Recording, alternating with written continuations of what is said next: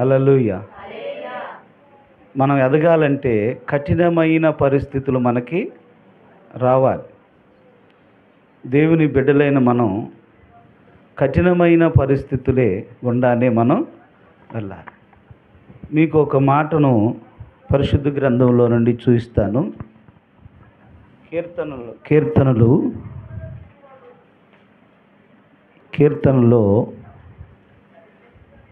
119వ కీర్తన చూడండి.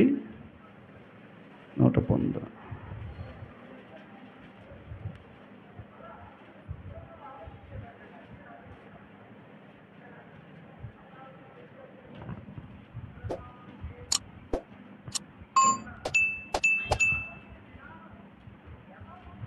నూట 19వ కీర్తన 67వ వచనం. శ్రమ కలుగక మునుపు నేను త్రోవ విడిచెత్తిని, ఇప్పుడు నీ వాక్యమును అనుసరించి నడుచుకున్నాను. అలాగే 71వ వచనం కూడా, నేను నీ కట్టడలను నేర్చుకున్నట్లు శ్రమ నొంది ఉండుట నాకు ఏమాయను. చూసారా, శ్రమ నొంది ఉండుట నాకేమైంది? మేలాయను. దేవునికి స్తోత్రం. శ్రమ నొంది ఉండటం, శ్రమ నాకు రావటం, కష్టం నాకు రావటం, బాధ నాకు రావటం, ఇబ్బంది నాకు రావటం, లేమి నాకు రావటం నాకు మేలాయను అంటాడు. మరొక చోట అంటాడు భక్తుడు, అరణ్యము నాకు మేలాయను అంటాడు. అరణ్యము నాకు మేలాయను అంటాడు. కనుక దేవుడు మనకి కఠినమైన పరిస్థితులను అనుమతించినప్పుడు దాన్ని మనం స్వీకరించి దేవుని సన్నిధిలో ప్రార్థన చేసుకుంటూ దేవునికి అప్పగించుకొని కనిపెట్టుకొని ఓర్పుతో ఉండి ప్రభు వైపు చూస్తూ నమ్మదగిన దేవుడు, సహాయకుడు, ఈ కఠినమైన పరిస్థితులు, శ్రమల్లో రెండింతల మేలు నాకు తప్పక దయచేస్తాడనే విశ్వాసాన్ని మనం కలిగి ప్రభువుని వెంబడించాలి. ఆమేన్. హల్లెలూయా, హల్లెలూయా. కాబట్టి శ్రమ పొందిన ప్రతి క్రైస్తవుడు, శ్రమ పొందిన ప్రతి సంఘము, శ్రమ పొందిన ప్రతి దేవుని కుటుంబం ఖచ్చితంగా రెండంతల ఆశీర్వాదాన్ని దేవుని దగ్గర నుంచి పొందుకుంటాం. అది ఆత్మీయంగా అయినా భూ సంబంధంగా అయినా దేవుని సన్నిధిలో వారు తప్పక రెండంతల మేలు అనుభవిస్తారు. ఆత్మీయ శిఖరాలు ఎక్కుతారు. వాళ్ళు విశ్వాసంలో విశ్వాసం మెట్టుల్లో పైకి ఎక్కుతారు. ప్రార్థన శిఖరాలు ఎక్కుతారు. వారికి అసాధ్యమైంది ఏదీ ఉండదు. వారి జీవితంలో ఎదురయ్యే ప్రతి పరిస్థితిని జయించుకుంటూ దేవుని ద్వారా దాటుకుంటూ విజయాలను పొందుకుంటూ వెళ్తారు. అంత మాత్రమే కాదు, వారు అనేకులకు ఒక మాదిరికరమైన వారుగా ఉంటారు. దేవునికి స్తోత్రం. ఆ శ్రమ పొంది ఆ కష్టాల్లో, ఆ శ్రమల్లో, అరణ్య యాత్రలో వారు ప్రయాణం చేసిన జీవితంలో వారు చెప్పిన ఆ మాటలు, ఆ అనుభవాలు మనలాంటి వారిని, ప్రభువుని నమ్ముకున్న అనేకులకి ఆ మాటలు నిరంతరము వారి జీవితంలో ఆశీర్వాదకరంగా మారతాయి. దేవునికి స్తోత్రం. హల్లెలూయా, హల్లెలూయా. కనుక వారు మాదిరి అనేకులను రేపుతారు. అనేక మంది భక్తుల్ని, దేవుని కోసం విశ్వాసుల్ని, సేవకుల్ని ఆ శ్రమ పొందిన అనుభవంలో నడిచిన వారు, శ్రమలో నడిచిన వారు దేవుని యొక్క సన్నిధిలో అనేకుల్ని దేవుని కొరకు రేపబడతారు. దేవుని కొరకు వారిని పురుగొలుపుతారు. వారి జీవితాల ద్వారా, సాక్ష్యం ద్వారా. దేవుని బిడ్డలారా, అందుకే ప్రభు సన్నిధిలో శ్రమ పడుట మనకు మేలు. దేవునికి స్తోత్రం. హల్లెలూయా. మంచిది. ఈ రాత్రి దేవుడు ప్రభువైన యేసుక్రీస్తు వారు మనల్ని ఆకర్షించాడు. మనల్ని ఆకర్షించకపోతే మనం ఆయన యొద్దకి రాలేం. ఎవరైనా లోకంలో దేవుని తెలుసుకున్నాము, యేసు ప్రభువుని తెలుసుకున్నాం, యేసు ప్రభువుని ఆరాధిస్తున్నాం అని ఎవరైనా ఒకవేళ ఆ దేవుని యొక్క కార్యాన్ని చూసినట్లయితే ఖచ్చితంగా ప్రభువు చెప్తున్నాడు, ప్రభు వాక్యంలో రాయబడింది, దేవుని చేత వారు ఆకర్షింపబడ్డారు, దేవుని చేత ఆ కుటుంబం ఆకర్షింపబడింది, దేవుని చేత ఆ యవ్వన బిడ్డలు ఆకర్షింపబడ్డారు, ఆ దేవుని చేత పురుషులు స్త్రీలు దేవుని సన్నిధిలో బిడ్డలు ఆకర్షింపబడ్డారు గనుకనే దేవుని సన్నిధికి వారు రాగలిగారు. ఈ రాత్రి చూడండి, పరిశుద్ధ గ్రంథంలో ఆ మాటను చూద్దాం. యోహాను సువార్తలో యేసు ప్రభు వారు చెప్పారు, 12వ అధ్యాయంలో 32, 32 నుంచి 34 వచనాలు మనం చదివితే, నేను భూమి మీద నుండి పైకెత్తబడిన ఎడల అందరినీ నా యొద్దకు ఆకర్షించుకొందును. దేవునికి స్తోత్రం. చూసారా, యేసుక్రీస్తు ప్రభువారు అంటున్నారు, నేను భూమి మీద పైకెత్తబడిన ఎడల అందరినీ నేను నా యొద్దకు ఆకర్షించుకుంటాను అంటున్నాడు. నేను ఆకర్షించుకుంటాను, నా యొద్దకు అందరినీ ఆకర్షించుకుంటాను అని చెప్తున్నాడు. కాబట్టి యేసుక్రీస్తు ప్రభువారు ఆయన ఆకర్షిస్తున్నాడు, నన్ను ఆకర్షించాడు, నిన్ను ఆకర్షించాడు. లోకంలో అనేక మందిని ఆయన ఆకర్షించాడు. కనుక బిడ్డలారా, ఆకర్షించే దేవుడు మన దేవుడు. దేవునికి స్తోత్రం. నీ అంతటి నువ్వు రాలేదు, నీ అంతటి నువ్వు పాపాన్ని విడిచిపెట్టలేదు, నీ అంతటి నీవు లోకాన్ని విడిచిపెట్టలేదు, నీ అంతటి నీవు దేనిని కూడా దూరం చేసుకోలేదు. యేసుక్రీస్తు ప్రభువారు వచ్చి నీ హృదయములో నీ అంతరంగములో కార్యము జరిగిస్తే, ఆ పాపాన్ని తొలగించి వేస్తే, యేసుక్రీస్తు ప్రభువారు జీవమని సత్యమని ఆయనే దేవుడని ఆయనే రక్షకుడని ఆయన నీకు తెలియజేసినాడు. అందును బట్టి దేవుని సన్నిధిలో నీవు ఆకర్షించబడి దేవుని సన్నిధికి నడిపించబడ్డావు. ఇది మహాదేవుడు, ప్రేమ కలిగిన దేవుడు, సజీవుడైన రక్షకుడైన యేసుక్రీస్తు ప్రభువారు నీలో చేసిన అంతరంగములో నీ హృదయములో చేసిన గొప్ప కార్యమది. నీ అంతరంగమును నీ హృదయములో చేసిన ఆ కార్యమును బట్టి యేసుక్రీస్తు వైపు నువ్వు తిరిగావు. యేసుక్రీస్తు ప్రభువుని సొంత రక్షకుడిగా అంగీకరించావు. యేసుక్రీస్తు ప్రభువుని నువ్వు ఇప్పుడు ఆరాధన చేస్తున్నావు. నీకు దేవుడని ఎలా తెలిసిందంటే ఆయనే నీకు తెలియజేసుకున్నాడు. నేను నీ దేవుడను, నేను నిన్ను సృష్టించిన వాడును, నేను నిన్ను రక్షించడానికి వచ్చిన దేవుడని తనను తాను ఆయన తెలియజేసుకున్నాడు నీకు. అప్పుడు నీ హృదయము తెరవబడింది, నీ కన్నులు తెరవబడ్డాయి. యేసుక్రీస్తు ప్రభువే జీవమని నీకు అర్థమైంది. ఇక లోకాన్ని విడిచిపెట్టి దేవుని సన్నిధిలోకి వచ్చావు. అది ఆకర్షించటం అంటారు. దేవునికి స్తోత్రం. హల్లెలూయా, హల్లెలూయా. చూడండి, లోకం ఆకర్షణలు చాలా ఉన్నాయి, మనల్ని చాలా ఆకర్షిస్తాయి. లోకం మనల్ని ఆకర్షిస్తుంది. లోకము మనల్ని ఏం చేస్తుంది? అసలు లోకంలో ఏముంది? లోకం ఆకర్షించడానికి లోకంలో ఏముంది? శరీరాశ, నేత్రాశ, జీవపు డంబము. ఈ శరీరానికి ఆశలు అది ఎక్కడున్నాయి? లోకంలో ఉన్నాయి.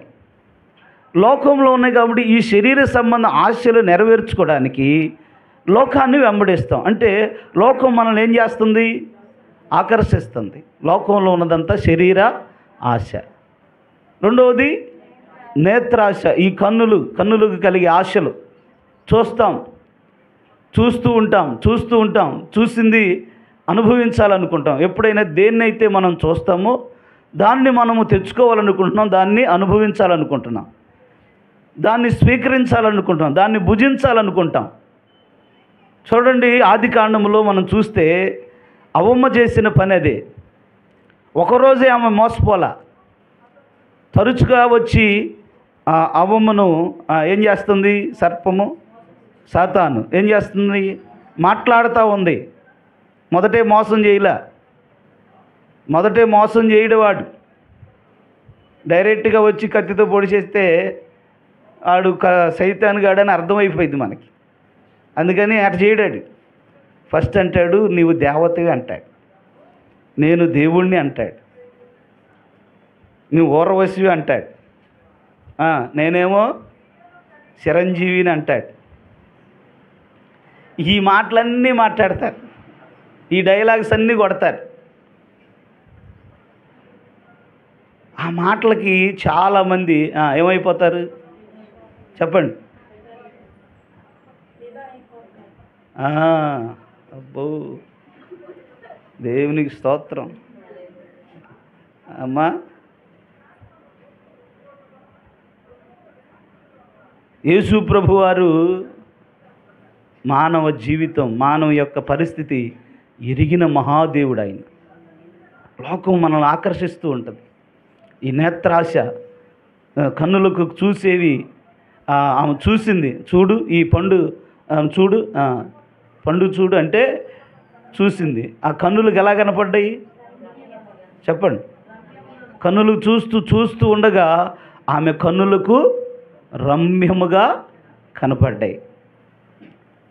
తినుదినమున దేవుడేమో చనిపోతాడంటే దేవదూత ఇప్పుడు అంటుంది, నువ్వు తినుదినమున, సైతాన్ అంటుంది, నువ్వు తినుదినమున దేవదూత అయిపోతావు. ఆడించే మొదలైందన్నమాట ఈ వ్యవహారం అంతా. స్త్రీల మీదకి సైతాన్ వేసే బాణాలు ఇయే. అసలు మిమ్మల్ని పొగిడితే అసలు మీరు ఆగరు. దేవునికి స్తోత్రం. నిజం. ఒక ఆయన అన్నాడు, భర్త అంట భార్యను పొగడాలంట. ఏం చేయాలంట తమ్ముడా? ఏం చేయాలా? పొగడాలంట. పొగిడితే అసలు ఆగదంటామా. దేవునికి స్తోత్రం. ఏమండి, ఏం కావాలండి? ఏం తింటారండి? చికెన్ చేయమంటారా? మటన్ వండమంటారా? బిర్యానీ చేయమంటారా? ఏం చేయమంటారండి అనిద్దంట. దేవునికి స్తోత్రం. ఎవరిని చెప్పండి అమ్మా? మిమ్మల్నే. భర్తలు కూడా ఆదాం గారి వంశంలో నుంచి వచ్చారు కదా. అందుకని దేవునికి స్తోత్రం, ఆ బడి బాగా పట్టుకున్నారు. హల్లెలూయా. చూద్దాం, హల్లెలూయా. కనుక బిళ్ళరా చూడండి, ఈ నేత్రం ఆశ లోకంలో ఉంది, ఆకర్షిస్తూ ఉంటుంది.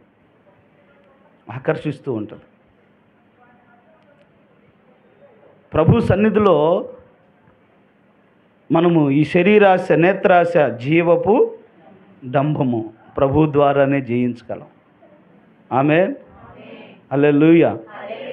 డంబం అంటే అర్థం ఏంటంటే గొప్పలు. చెప్పండి, ఏంటి అండి చెప్పాలా? గొప్పలు నీ అంతోడు లేడు అంటే.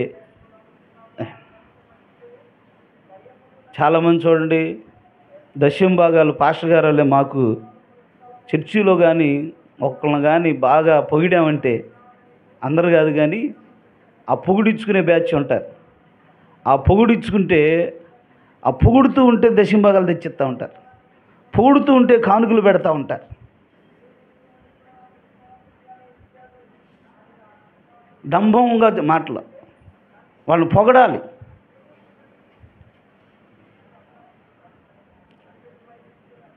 ఆ పొగడటం ద్వారా ఆకర్షించుకుంటూ ఉంటారు వాళ్ళు, వారి పనులను జరిగించుకోవడానికి. జాగ్రత్త. లోకంలో ఈ ఆకర్షణలు ఉన్నాయి. ధనం ఆకర్షిస్తుంది.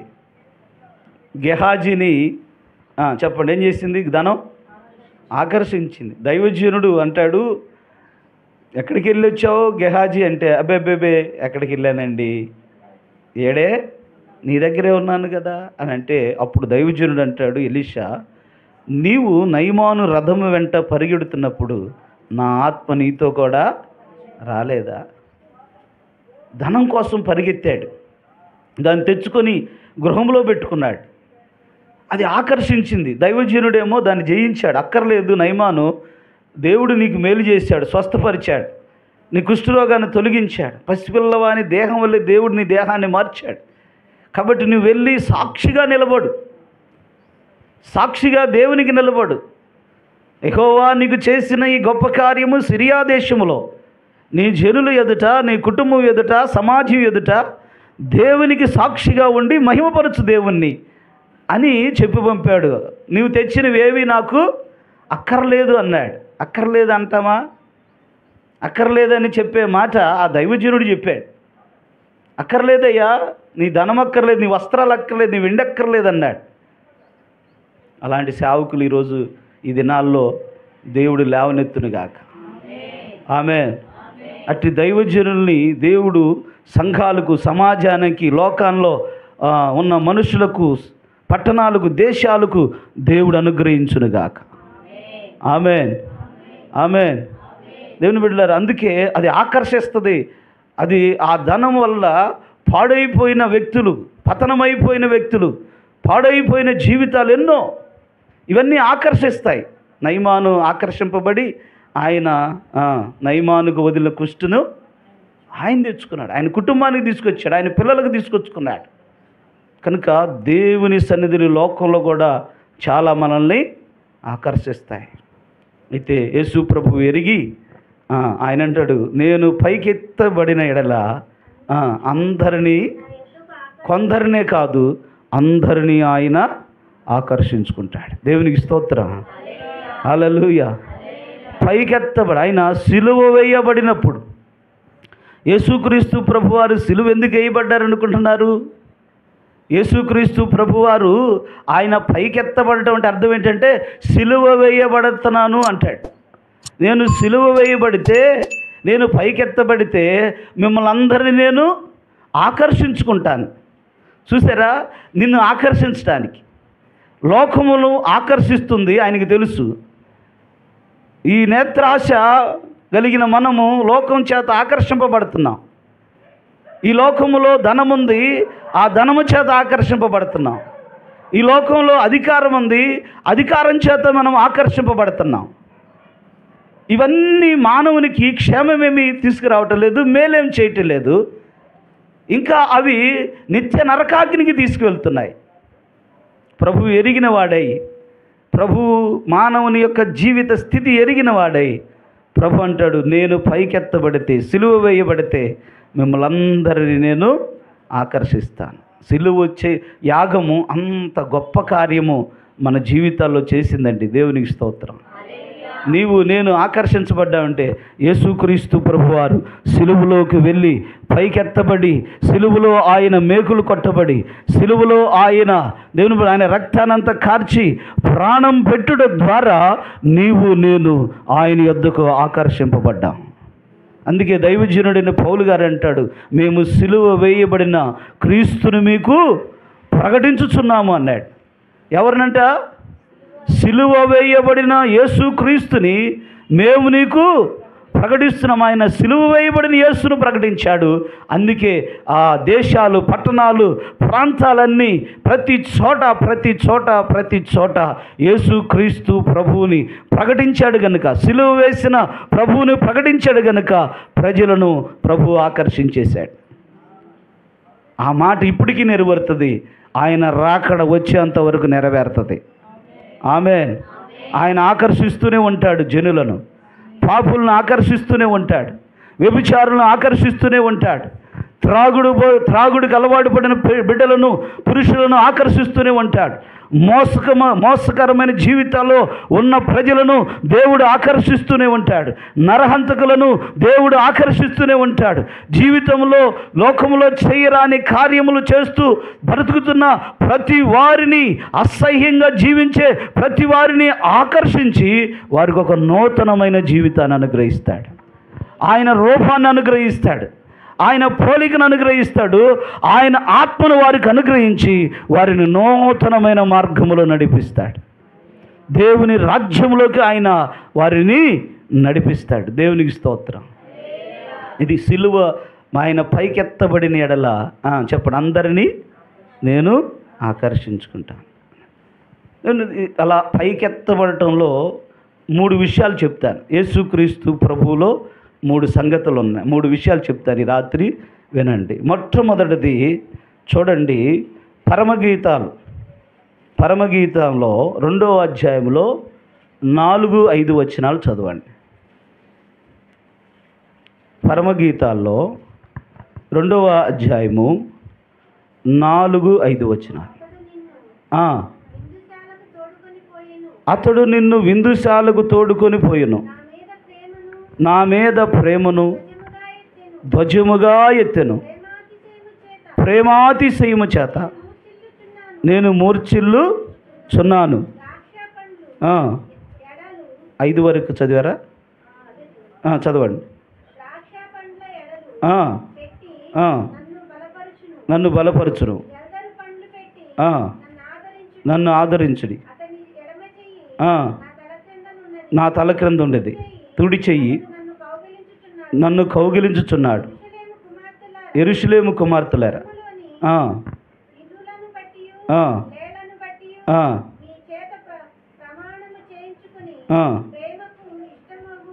ప్రేమకు ఇష్టమగు వరకు లేపకయు కలతపరచకయు ఉండుడని మిమ్మలను బతిమలాను కొనొచ్చును. అక్కడ రాయబడిన మాట ఏంటంటే, సోలమితి ఆమె యేసుక్రీస్తు ప్రభువుని గురించి మాట్లాడుతుంది.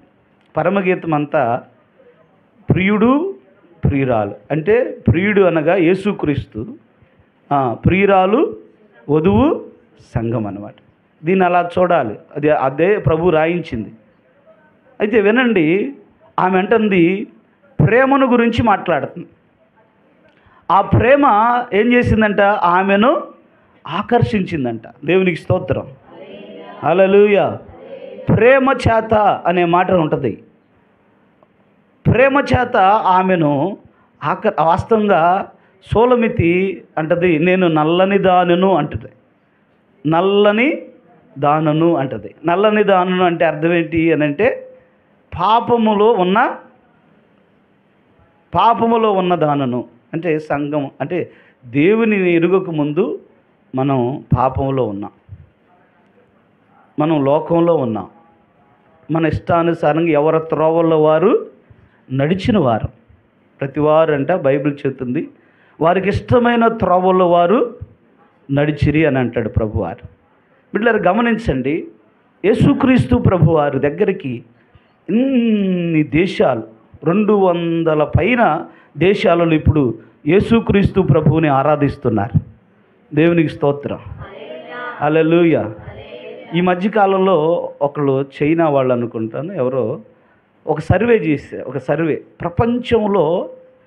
ప్రపంచంలో కొంతమందిని ఉన్నారు గొప్పవాళ్ళు. మహాత్మా గాంధీ గారు, నెల్సన్ మండేలా దక్షిణాఫ్రికాలో, అమెరికాలో ఉన్నారు కొంతమంది. అట్లాగే యేసు ప్రభు వారు ఉన్నారు.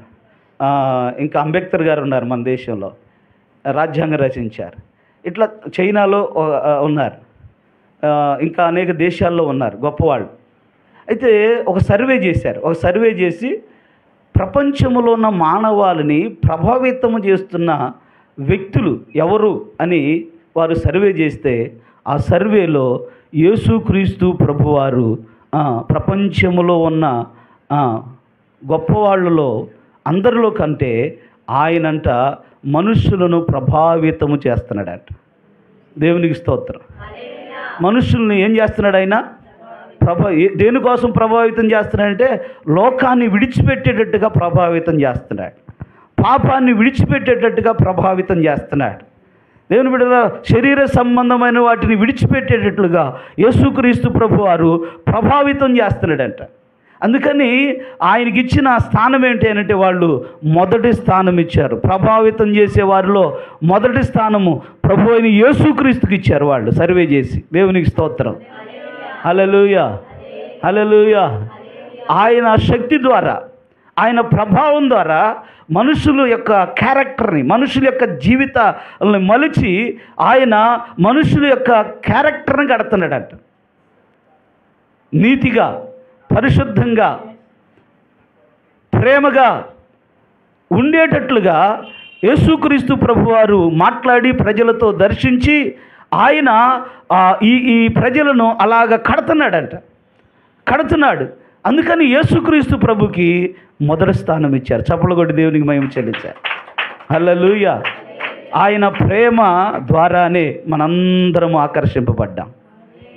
యేసుక్రీస్తు ప్రభువారి గురించి అద్భుతమైన ఒక మాట ఏంటో తెలుసా? చూడండి, 1 యోహాను రాసిన పత్రిక 4వ అధ్యాయం 8వ వచనం. 1 యోహాను రాసిన పత్రిక 4వ అధ్యాయం 8వ వచనం. దేవుడు ఏమై ఉన్నాడు? చెప్పండి అందరూ, ఏమై ఉన్నాడు? ప్రేమ స్వరూపి. అనగా దేవుడు ప్రేమ స్వరూపి అండి. మన యేసయ్య ప్రేమస్వరూపి అయిన దేవుడు అన్నమాట. ఆయన ప్రేమ చేతనే పాపులందరినీ ఆయన తన సన్నిధికి ఆకర్షించుకుంటున్నాడు. ఈయన ప్రేమగల దేవుడు. దేవునికి స్తోత్రం. ఆయన్ని అన్యాయ తీర్పు తీరుస్తుంటే వారి మీద ప్రేమ చూపాడు. ఆయన్ని కొరడాలతో కొడుతుంటే వారి మీద ప్రేమ చూపాడు. ఆయన్ని సిలువ భుజాన్ని వేసి అపహసిస్తుంటే వారి మీద ప్రేమ చూపాడు. నేను సిలువ వేసి చేతులకు మేకులు కొట్టి కాళ్ళకు మేకులు కొట్టి కిందుండి నీవు అన్నావు కదా, ఇదిగో నిన్ను నువ్వు రక్షించుకొని మమ్మల్ని కూడా రక్షించు అంటే అతనికి ప్రేమ చూపాడు. దేవునికి స్తోత్రం. హేళన చేశారు, దిగిరా అన్నారు. దేవుని బిడ్డలారా, రకరకాలుగా ఆయన హింసించారు, బాధించిన ఆయన సిలువలో అంటాడు, తండ్రి వీరేమి చేయుచున్నారో వీరు ఎరుగరు గనుక వీరిని. ప్రేమలో క్షమాపణ ఉంటుందండి. యేసుక్రీస్తు క్షమించే దేవుడు. పాపంలో ఉన్న వారి పాపాలన్నిటిని క్షమించిన దేవుడు ఆయన. అందుకే ఆయన ప్రేమస్వరూపి. దేవునికి స్తోత్రం. అది హింసించిన, బాధించిన, కొట్టిన ఏమండి శపించాలి కదా, వీరు పాడైపోవాలని అనాలి కదా, అనలా. ఎందుకంటే దేవుడు ప్రేమస్వరూపి. ఆ మాట అనడు దేవుడు. యేసుక్రీస్తు ఆ మాట అనడు. దేవుడు అనే ఆయన ఆ మాట అనడు. ఆయన దేవుడు కనుక తండ్రి వీరేమి చేయిస్తున్నారు వీరు ఎరుగురు కనుక వీరిని క్షమించండి. అందుకనే యేసుక్రీస్తు ప్రభువారు ఎంత ఘోర పాపినైనా క్షమిస్తాడు. క్షమించి వారిని ఆయన దగ్గరికి ఆకర్షించుకుంటాడు. గుర్తుపెట్టుకోండి, ఆయన పైకెత్తబడ్డ ఆయనలో ప్రేమ చేత సిలువలో ఉన్న యేసు ప్రేమ చేతని అందరినీ ఆకర్షిస్తున్నాడు. ఆమేన్. రెండో సంగతి చూద్దాం. రెండవది పరమగీత 2:8. పరమగీతాల్లో 2:8, ఆలకించుడి నా ప్రియుని స్వరం వినబడుచున్నది, ఇదిగో అతడు. చూడండి, ఇదిగో నా ప్రియుడు స్వరము వినబడుచున్నది అంది. దేవునికి స్తోత్రం. ఏం వినపడుతుందంట? దేవుని స్వరము. యేసయ్య స్వరము అనగా దేవుని మాట. మన దేవుడు మనం ఆరాధించే ప్రభు దేవుని బిడ్డలు మాట్లాడే దేవుడు. ఆమేన్. హల్లెలూయా. చూద్దాం అందరూ. హల్లెలూయా. ఆయన మాట్లాడే దేవుడు. గుర్తుపెట్టుకోండి. ఒక రోజున మోషేతో యేసుక్రీస్తు ప్రభువారు, నిర్గమకాండ 3వ అధ్యాయంలో మనం చూస్తాం, యేసుక్రీస్తు ప్రభువారు మోషేతో మాట్లాడాడు. పదలో నుండి మాట్లాడాడు. దేవునికి స్తోత్రం. అగ్ని జ్వాలల మధ్య నుండి మాట్లాడాడు. మోషే మోషే అని పిలిచాడు దేవుడు. మోషే తన దగ్గరకు వస్తుండగా, మోషే నీ కాళ్ళకున్న చెప్పులను విడుము, ఇది పరిశుద్ధ స్థలము అన్నప్పుడు మోషే తన చెప్పులను విడిచిపెట్టేశాడు. దేవుని బిడ్డలారా, దేవుని సన్నిధిలో దాని అర్థం ఏంటి తెలుసు? మోషే నరహంతకుడు. ఆ నరహంతకుడైన మోషే దేవుని యొద్దకు వచ్చినప్పుడు, దేవుడు మాట్లాడినప్పుడు మొట్టమొదటిగా మరి దేనినో విడిచిపెట్టమనలా, దేవున్నో విడిచిపెట్టి రమ్మనలా. ఆయన దేని గురించి మాట్లాడాడంటే మోషే చేసిన పాపమును గురించి మాట్లాడాడు. మోషేతో ఒక ఐగుప్తీయుని చంపాడు మోషే కనుక ఆయన పాదాలు ఒక వ్యక్తిని చంపడానికి వెళ్ళినాయి. అక్కడికి నడిచినాయి.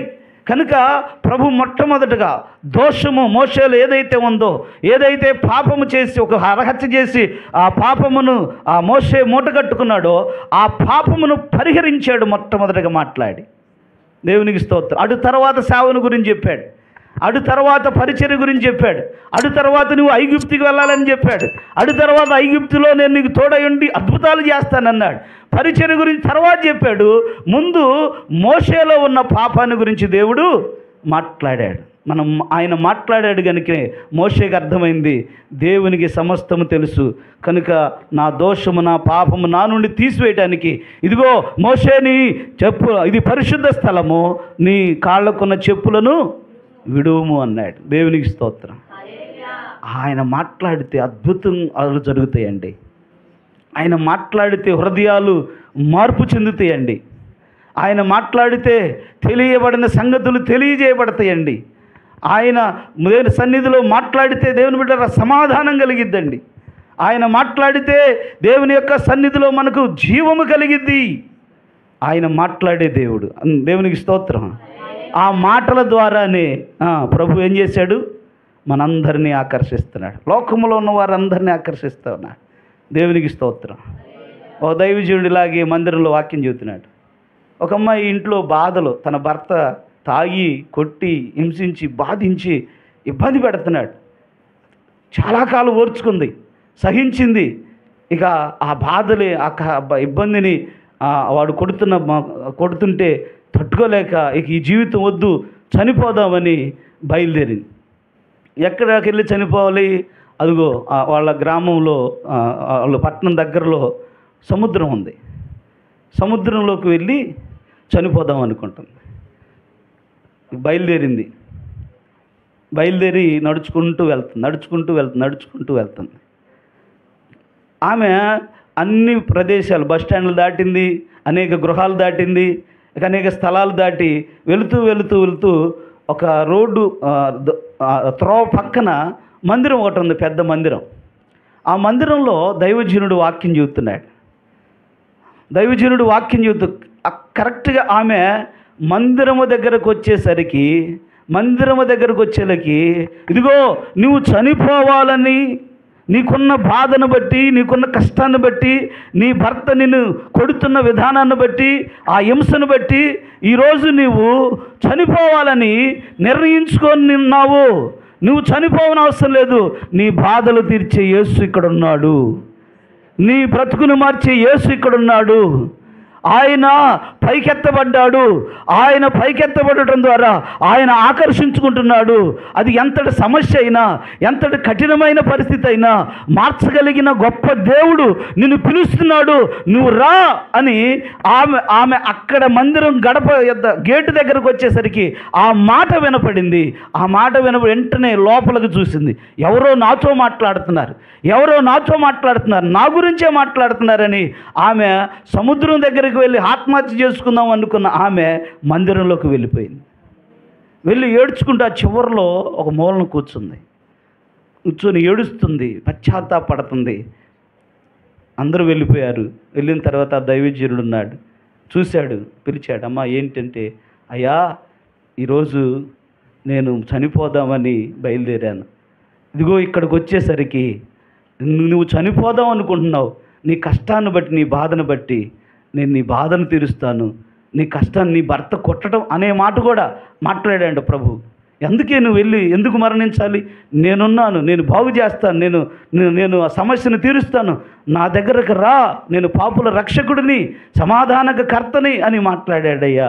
అయ్యా నాతో దేవుడు మాట్లాడాడయ్యా, నాతో ప్రభువు మాట్లాడాడే. ఆ రోజు ఆమె మరణించడం మానుకొని, ఆత్మహత్య చేసుకోవడం మానుకొని యేసుక్రీస్తు ప్రభు బిడ్డగా మారిపోయింది. చప్పట్లు కొట్టి దేవునికి మహిమ చెల్లించాలి. హల్లెలూయా చెప్దాం. హల్లెలూయా, హల్లెలూయా, హల్లెలూయా. సుబ్బకరన్న గారు వచ్చినప్పుడు చెప్పాడు కదా, ఆమె వాళ్ళ ఆయన ఏటకెళ్తాడు చేపలు పట్టడానికి. యేసు ప్రభు అంటే ఆయనకి బహు కోపం, అసహ్యం. యేసు ప్రభు మాట ఎత్తడానికి వీలు లేదు. ఆయన బోటుకు చేపలు పట్టడానికి సముద్రం మీదకి వెళ్ళినప్పుడు ఆమె రహస్యంగా చెప్పండి, ప్రార్థనకి వెళ్ళి. సరే మొత్తానికి బోటుకి వెళ్ళి వారంకో 10 రోజులకు వస్తాడని కుటుంబ ప్రార్థన పెట్టుకుందంట. కుటుంబ ప్రార్థన పెట్టుకుంటే వచ్చి సంఘంలో పెట్టి లైట్లు వేసి సిస్టమ్ పెట్టి అంగాముగా ఏర్పాటు చేశారంట. సరే మొత్తానికి అందరూ కూర్చున్నారు, సంఘస్థులు పాటలు పాడారు. వాక్యం చెప్పడానికి అయ్యగారు లేచాడు. వాక్యం చెప్పే టయానికి ఆయన బోట్లో ఏదో ప్రాబ్లం ఏర్పడి ఆ రోజు వేట నుంచి వెనక్కి వచ్చేసాడంట రాత్రి. కరెక్ట్గా ఆయన ఇంటికి వచ్చేసరికి ఆయన ఇంటి దగ్గర పెద్ద కోటం కనపడుతుంది. దేవునికి స్తోత్రం. చెప్పండి అందరూ. ఆయన చూసి ఇది మా ఇల్లేనా అనుకున్నాడట. మొత్తానికి తపరులుకొని మా ఇల్లే, మొత్తానికి ఏదో నాకు తెలియకుండా నా భార్య ఏదో చేస్తుంది, అసలు యేసయ్య అంటే నాకు నచ్చడు, పాస్టర్ గారు అంటే అసలు నచ్చడు, ఎక్కడో అమెరికా నుంచి తీసుకొచ్చాడు ఆయన్ని అనుకునే రకం అంటే ఇది. మొత్తానికి చూసుకుంటూ వెళ్ళి లోపలికి పోయి ఆమె అప్పుడే పలహారం అదంతా సిద్ధపరిచి బేషన్లో పెట్టుకుని బయటికి తీస్తుందంట. ఈయనేమో లోపలికి వెళ్ళాడంట. చూసింది, చూస్తే చంపేస్తాడు, పోతే ప్రార్థనకి వెళ్తేనే ఊరుకోడు. ఇవన్నీ చేస్తుంటే అమ్మో ఇవాళ నాకేదో జరుగుతుందని, ఏదేమైనా దేవునికి స్తోత్రం అని చెప్పి వెళ్ళిపోయిందంట. ప్రార్థనలో కూర్చుంది. ఈయన ఒక మంచం దిండు దుప్పటి తీసుకొని ప్రార్థనకు దూరంగా వాళ్ళ ఇంటి ముందు దూరంగా వెళ్ళి ఒక చెట్టు కింద మంచం వేసుకొని చీకట్లో అక్కడ కూర్చొని అక్కడ పడుకున్నాడంట. పాస్టర్ గారు మంచి ఉద్యోగంతో వాక్యం చెబుతున్నట్ట. ఆపద కాలంలో ఆయన నమ్ముకొనదగిన సహాయకుడనే వాక్యం తీసుకున్నాడంట పాస్టర్ గారు. దేవునికి స్తోత్రం. హల్లెలూయా. దాని గురించి గంట సేపు చెప్పాడంట వాక్యం. అక్కడ కొద్ది మాటలు, అదొక మాట, చివరికి ఆయన స్వరంలో దేవుని సన్నిధిలో ఆయన హృదయంలో పడిన మాట ఏంటంటే ఆపద కాలంలో ఆయన నమ్ముకొనదగిన ఆ మాట పడిందంట ఆయన హృదయంలో. సరే మొత్తానికి వీళ్ళందరూ వెళ్ళిపోయారు. ఆమెను కొట్టి బాధ పెట్టాడు. తర్వాత ఏటకి వెళ్ళాల్సి వచ్చింది. వెళ్ళాడు.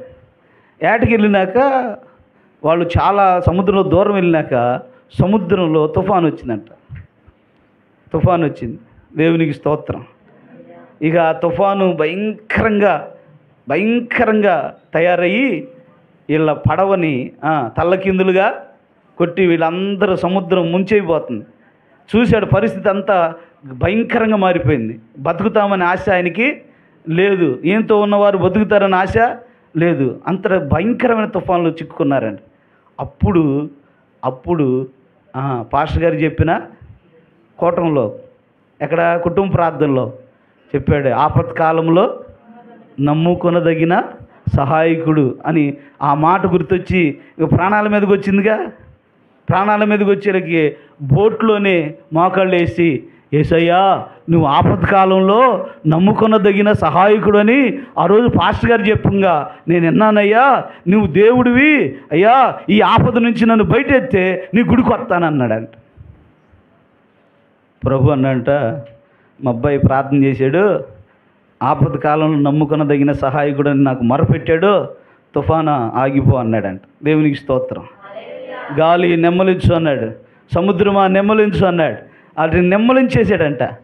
చూసి ఆశ్చర్యపోయి పరుగున వేట నుంచి ఇంటికి వచ్చి భార్యకి క్షమాపణ చెప్పి ఇద్దరు కలిసి బైబిల్ తీసుకొని దేవుని మందిరంలో ఉంటున్నారంట. చప్పలు కొట్టి దేవునికి స్తోత్రం.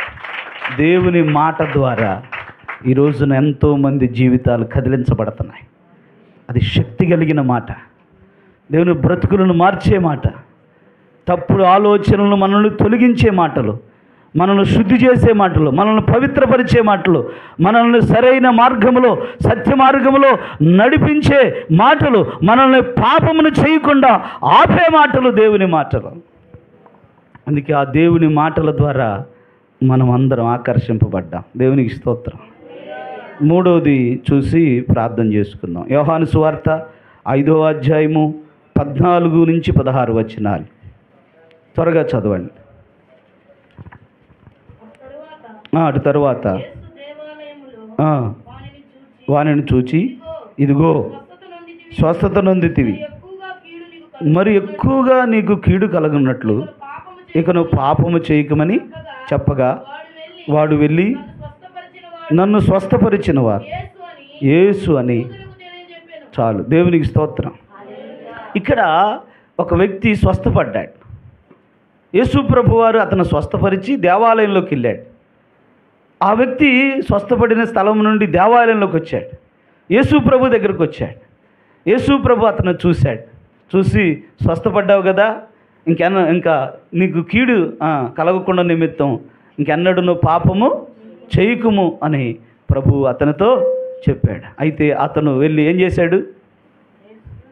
యూదులకు చెప్పాడు. ఏమని? నేను స్వస్థపడింది ఎవరి ద్వారా? యేసుక్రీస్తు ప్రభువు ద్వారా నేను స్వస్థున్నాను. అంటే ఆ వ్యక్తిని, అంటే అతడు బెతెస్దే కోనేటి దగ్గర ఉన్నాడు. 38 సంవత్సరాలు ఉన్నాడంట. 38 సంవత్సరాలు. ఎన్ని సంవత్సరాలు ఉందో ఇతనికి సమస్య. గుర్తుపెట్టుకోండి, ఎన్ని సంవత్సరాల నుంచి ఉన్నా నీ ఇంట్లో సమస్య, నీ దేహములో ఎన్ని సంవత్సరాల నుంచి ఉన్నా, నీ బిడ్డల జీవితంలో ఎన్ని సంవత్సరాల నుంచి సమస్య ఉన్నా, దేవుని బిడ్డల నీ పనిలో ఎన్ని సంవత్సరాల నుంచి సమస్య ఉన్నా, దేవుడు గొప్ప దేవుడు, యేసుక్రీస్తు సర్వాధికారి అయిన దేవుడు, ఆయన బాగు చేస్తాడు, ఆయన స్వస్థపరుస్తాడు, ఆయన కార్యం చేస్తాడు. ఎందుకు ఈ విషయం చెబుతానంటే, ఆయన కార్యము ద్వారా ఆ వ్యక్తిని ఆయన యొద్దకు ఆకర్షించుకున్నాడు. 38 సంవత్సరాలు పడి ఉన్న వాని దగ్గరికి ఆయనే వచ్చాడు. ఆయనే వచ్చి ఆయన్ని స్వస్థపరిచి నీ పరుపెత్తుకొని నడవమన్నాడు. అతడు పరుపెత్తుకొని నడిచాడు. దేవుని బిడ్డలారా, దేవుని యొక్క సన్నిధిలో ఆయన ఇక్కడ స్వస్థపరిచాడు. అయితే దీన్ని మనం చూడాల్సిన విధానం ఏంటంటే, ఆయన కార్యాలు చేసే దేవుడు. ఆయన మన జీవితంలో, మన కుటుంబంలో, మన బిడ్డల జీవితంలో, సమాజంలో యేసుక్రీస్తు ప్రభువారు స్వస్థపరుస్తున్నాడు. దెయ్యముల చేత పట్టబడమని విడిపిస్తున్నాడు. దేవుని బిడ్డ సమస్యల్లో భయంకరమైన క్యాన్సర్తోనూ భయంకరమైన జబ్బులతో ఉన్నవారిని యేసుక్రీస్తు ప్రభువారు ఆయన శక్తి ద్వారా బాగు చేసి ఈరోజున ఆయన సన్నిధిలో స్వస్థపరిచి సాక్షులుగా నిలబెట్టుకుంటున్నాడు. ఆయన కార్యాలు చేసే దేవుడు. దేవునికి స్తోత్రం. ఆయన కార్యాల ద్వారా మానవాళిని ఏం చేస్తున్నాడు? ఆయన దగ్గరికి ఆకర్షించుకుంటున్నాడు. కనుక బిడ్డలారా, ఈ 3 విషయాలు గుర్తుపెట్టుకోండి. యేసుక్రీస్తు ప్రభువారు పైకెత్తబడ్డాడు గనుకనే మనందరం, ఆయన సిలువ వేయబడ్డాడు గనుకనే రక్షణ దొరికింది. సిలువ వేయబడ్డాడు గనుకే మరణము ఓడిపోయింది. సిలువ వేయబడి రక్తం కార్చాడు గనుకనే మన పాపములన్నీ ఆయన రక్తము చేత పరిశుద్ధపరచబడ్డాయి. దేవునికి స్తోత్రం. రెండవదిగా ఆయన మాట్లాడే దేవుడు. ఆయన నిరంతరం మాట్లాడతాడు, మన జీవితాలను కట్టుతున్నాడు. మూడవదిగా ఆయన కార్యాలు చేసే దేవుడు. ఆయన కార్యాల ద్వారా ప్రజలను, ఆయన బిడ్డలను ఆయన దగ్గరికి ఆకర్షించాడు. ప్రార్థన చేసుకోండి. తల్లవండి, అందరూ ప్రార్థన చేసుకోండి. నీవు నేను రక్షింపబడ్డామంటే మన ప్రభు అయిన యేసుక్రీస్తు ఆయన పైకెత్తబడ్డాడు గనుకనే, ఆయన పైకెత్తబడ్డాడు గనుకనే నేను పైకెత్తబడిన ఎడల అందరినీ ఆకర్షించుకుంటా. అవును, సిలువలో ఆయన మన కొరకు పైకెత్తబడ్డాడు.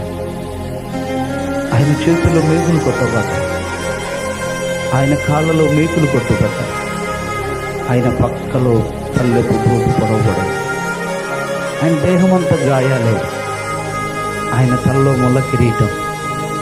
బిడ్డలారా, అంతగా నల్లగొట్టబడ్డాడు, అంతగా హింసించబడ్డాడు. ఆయన ఆఖరి రక్తబొట్టు వరకు కార్చాడు. ఎందుకు? నిన్ను నన్ను ఆకర్షిస్తాను, పాపములో ఉన్న నిన్ను ఆకర్షిస్తాను. నీవు లోకము నిన్ను ఆకర్షిస్తే లోకంలో ఉండిపోయావు. ఆ లోకం నిన్ను నిత్య నరకాగ్నికి తీసుకువెళ్తుంది. ఆ పాపము నిన్ను నిత్య అగ్నిగుండంలోనికి తీసుకెళ్తుంది. అందుకే ఆయన వచ్చి పైకెత్తబడి నిన్ను నన్ను ఆకర్షించి నిత్య జీవానికి వారసులుగా చేస్తాడు. నేను ధనిలో, నువ్వు విడిపించబడ్డావు ఆ శాపము నుండి, నువ్వు విడిపించబడ్డావు ఆ పాపము నుండి, నువ్వు నీతిమంతురాలుగా మార్చబడ్డావు. యేసునందు విశ్వాసముంచుట ద్వారా నన్ను ఆయన నీతిమంతుడిగా తెచ్చాడు. ఆయన రక్తము నీ పాపము నా పాపమును దోషమును కడిగివేసి పవిత్రపరిచి ఆయన సన్నిధిలో నిలబెట్టింది. ఆయన మాట్లాడుతూనే ఉన్నారు. నువ్వు నీ గుండె వేదనతో కన్నీటితో నిండి ఉంటే, నేను నీ తండ్రిని, నేను ఉన్నాను, నేను నీకు సహాయం చేస్తాను అని మాట్లాడి నేను ధైర్యపరిచి నీ కన్నీరంతా తుడుస్తున్న దేవుడు ఆయన. నేను ఆత్మీయంగా కడుతున్నవాడు నా మన ప్రభువు. నీకోసం ఎంత గొప్ప దేవుడిని నువ్వు ఆరాధిస్తున్నావు, ఎంత మంచి దేవుడిని నువ్వు ఆరాధిస్తున్నావు. నీ కొరకు బలమైన ఆశ్చర్యమైన కార్యాలు జరిగించి నిన్ను ఆకర్షించిన దేవుడు, ఎంత మంచి దేవుడు. దేవునికి స్తోత్రం. ప్రార్థన. పరిశుద్ధుడైన తండ్రి, ప్రేమ కలిగిన మా యేసు ప్రభువా, ఈ రాత్రి కాలం మీరు ఎలా ఆకర్షిస్తున్నారో మానవాళిని, ప్రభు, లోకంలో ఉన్న వారిని, పాపంలో ఉన్న వారిని, సమస్యలో ఉన్న వారిని ప్రభు ఎలాగా తండ్రి ఆకర్షిస్తున్నారో మీరు మాతో మాట్లాడినందుకు వందనాలు. ఈ మాటలను దీవించండి, అనేకులకు ఆశీర్వాదకరంగా దీవెనకరంగా చేయమని యేసు నామమున ప్రార్థించి అడిగి పొంది ఉన్నాము తండ్రి. ఆమేన్. ఆమేన్.